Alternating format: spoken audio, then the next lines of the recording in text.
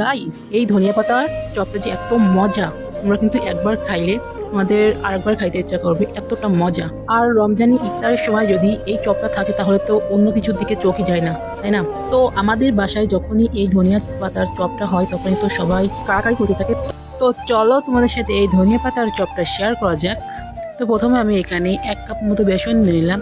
তারপর নিয়ে নিব হাফ কাপ মতো চালের গুঁড়ো, এখানে তোমরা কর্নফ্লাওয়ারও দিতে পারো। তারপর দিয়ে দেবো হচ্ছে ধনিয়া গুঁড়ো হাফ চামচ, আর দেবো হচ্ছে জিরা গুঁড়ো হাফ চামচ, আর দেবো হচ্ছে 1 চামচের মতো শুকনা মরিচের গুঁড়ো। তো এরপর আমি দিব হচ্ছে একটু ফুল সোডা, এটা তো যদি তোমাদের না থাকে স্কিপ করতে পারো, কোনো সমস্যা নেই। তারপর দিয়ে দেবো হচ্ছে পরিমাণ মতো লবণ। সর্বশেষ এখন আমি এর ভিতরে অল্প অল্প করে পানি দিব, আর এটাকে একটা চামচ দিয়ে ভালোভাবে মাখিয়ে নিব। তো এখানে একবারে অনেক পানি দেওয়া যাবে না, তাহলে ব্যাটারটা পাতলা হয়ে যেতে পারে। এই জন্য অল্প অল্প করে পানি দিতে হবে, আর চামচ দিয়ে নাড়াচাড়া করে এটাকে ভালোভাবে মাখিয়ে নিতে হবে। তো এ পর্যায়ে আমার ব্যাটারটা তৈরি করা শেষ। আমি ঘনত্বটা রাখি কতটুকু তোমরা নিশ্চয়ই বুঝতে পারছো। তো তারপর আমি এখানে নিয়ে নিব হচ্ছে ধনিয়া পাতা, কত সুন্দর ফ্রেশ ধনিয়া পাতা দেখছো। এখান থেকে আমি 4-5টা মতো ডাল একসাথে করে এরকম করে আমি 4-5টা মতো ডাল একসাথে নিব।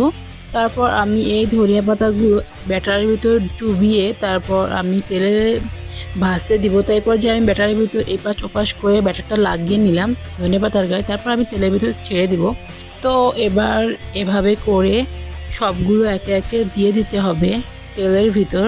তারপর যখন এক পাশ ভাজা হয়ে যাবে তখনই আমি খুন্তি দিয়ে আর এক পাশ উল্টিয়ে দিব এরকম ভাবে, যাতে করে এই চপটার এপিঠ ওপিঠ ভাজা হয়ে যায় ভালোভাবে।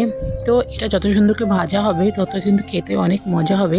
তো এ পর্যায়ে কিন্তু এই ধনিয়া পাতার চপটা ভাজা শেষ। এখন কিন্তু আমি এটাকে একটা প্লেটে উঠিয়ে নিব। তো দেখতে পারছো কতটা সুন্দর হয়েছে এর কালারটা।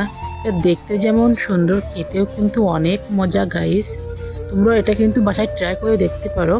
আর সন্ধ্যে ইফতারে কিন্তু এটা পুরো জমে যায়।